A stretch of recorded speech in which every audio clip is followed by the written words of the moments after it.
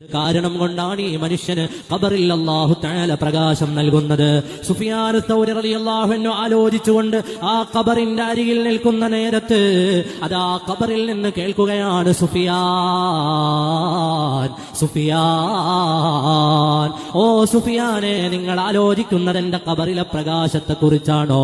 എന്നാൽ പഠിച്ചോ സുഫിയാൻ, അലൈക ബിസിയാമി അശ്രി ദിൽഹിജ്ജ, ദുൽഹജ്ജിന്റെ 10 ദിവസങ്ങൾ 1 മുതൽ 9 വരെയുള്ള ദിവസങ്ങളിൽ നോമ്പെടുത്തോ സുഫിയാൻ.